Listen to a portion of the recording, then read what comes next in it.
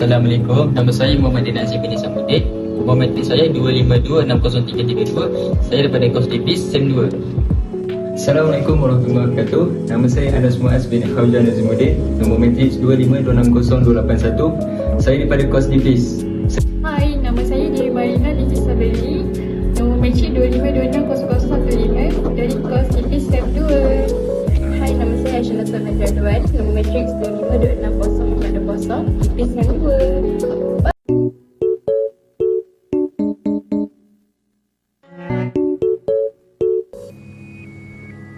Hai korang, Assalamualaikum dan semua.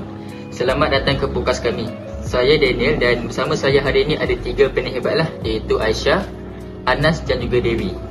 Hari ini kami nak bentangkan satu isu yang ramai murid alami tapi takut nak cerita, iaitu takut membuat kesilapan.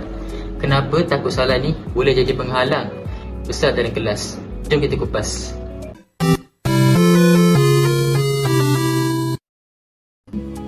Okey, kita pergi kepada pengenalan kes lah. Kita mulakan dengan satu kes, iaitu murid yang bernama Siti. Umur dia 11 tahun. Dia darjah 5. Situasi Siti ni macam ni. Dia memang enggan cuba soalan baru. Sebab utamanya ialah takut salah. Lepas tu kena peli dengan kawan-kawannya. Jadi apa Siti buat? Dia pilih jalan mudah, salin je jawapan kawan sebelah, janji tak kena malu depan kelas. Kat sini kita nampak lah yang masalah Siti ni bukan sebab dia tak pandai, tapi dia takut dinilai negatif. Keyakinan diri dia tu tengah rapuh. Okey, yang kedua pula, analisis psikologi dan juga pandangan Islam lah. Dari sudut psikologi pendidikan, kenapa murid macam Siti ni boleh jadi macam tu? Kita pergi kepada pilihan seterusnya, iaitu Aisyah. Kalau kita rujuk dari Albert Bandura, dia berkait dengan self-efficacy. Siti ni dia ada tahap keyakinan diri yang rendah. Dia dah set dah daripada kalau dia buat macam ni, confirm salah punya. Bila macam tu, dia nak elak cabaran. Lepas tu dalam psikologi pendidikan, kita panggil ni fear of judgment. Contoh paling dekat dalam kelas matematik. Bila cikgu nak tanya kita soalan, kita takut dan kita ragu-ragu. Lepas tu nanti kalau kita judge dan gelap. Tambah lagi dari Abraham Maslow, cakap Siti ni dia belum capai keperluan kebahagiaan diri. Dia takut kena judge, kena ejek, jadi dia rasa tak diterima. Bila keperluan asas ni tak cukup, motivasi belajar pun jatuh. Faktor persekitaran kelas pun main peranan. Kalau suasana terlalu tegas, cikgu fokus pada jawapan yang betul je. Murid akan anggap kesilapan tu benda yang paling buruk dan memalukan. Padahal dalam pembelajaran learning through error, tu penting gila. Kesilapan bantu murid faham konsep lebih dalam. Salah tu proses, bukan perakhiran. Kalau kita tengok dari sudut Islam, Imam Syafi'i pernah tekankan manusia tak sempurna. Kesilapan tu sifat hamba yang kita patut takut ialah buat dosa, bukan takut mencuba perkara baik. Daripada pandangan Imam Al-Ghazali, beliau berkata, kesilapan atau kegagalan ini cara Allah didik kita supaya kita tak sombong dan sentiasa ingat untuk bergantung pada dia. Contoh terbaik ialah Sayyidina Abu Bakar As-Siddiq. Dia khalifah ketua negara, tapi selepas dia dilantik, dia terus cakap dekat rakyat dia, tegur saya kalau ada saya buat salah. Pemimpin yang terbuka pun terima salah. Ini kan kita pula sebagai murid. Terima kasih Aisyah atas uraian yang diberikan. Seterusnya, cadangan intervensi guru lah. Soalannya sekarang, apa cikgu boleh buat untuk bantu murid macam Siti ni? Anas, boleh terangkan lebih lanjut? Terima kasih kepada Daniel.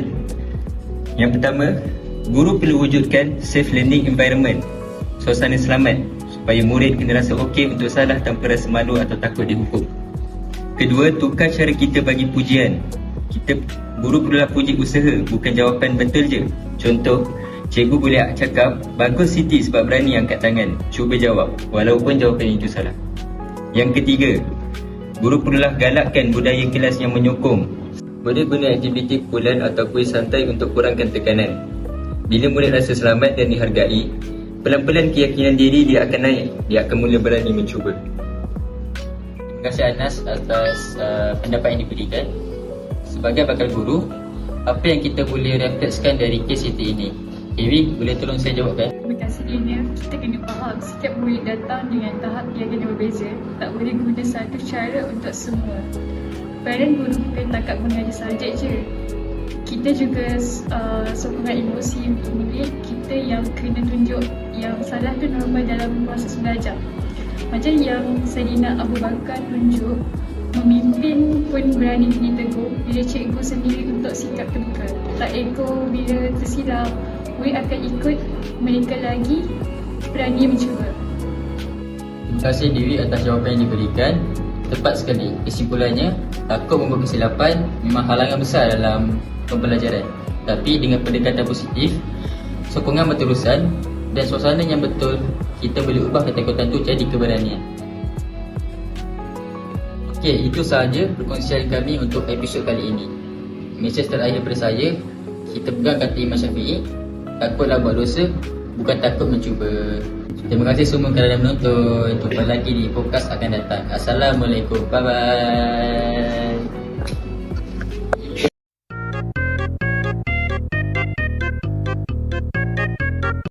Assalamualaikum warahmatullahi wabarakatuh. Okey, hari ni kita nak belajar tentang tajuk puasa. Sebelum tu saya nak tanya, siapa kat sini yang tahu niat puasa? Saya. Okey, kita minta Anas lah bagi niat puasa kat depan. Puasa dekat kawan-kawan. Kawan-kawan dengar okey. 1, 2, 3. Kawan itu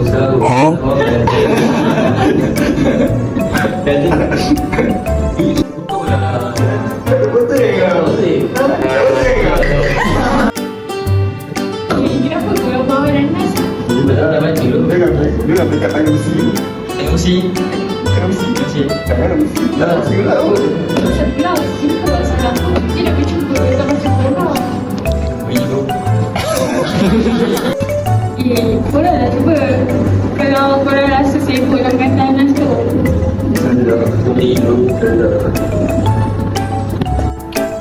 Nawaitu sauma ghadi. Nawaitu sauma khadi. Nawaitu. Hei, kau gagak-gagak lagi ya? Sinilah kau ajar kau baca. Ni. Nawaitu Sauma wadin sauma ghadin an adai an adai fardi syahri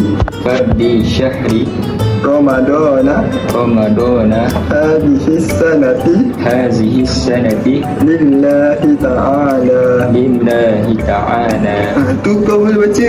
Boleh pun kau ajar aku. Asal kau ketahukan aku tadi. Minta maaf lah. Dan tak sengaja. Sekian sahaja daripada kami kumpulan 3. Semoga bermanfaat. Bye-bye korang. jangan lupa subscribe.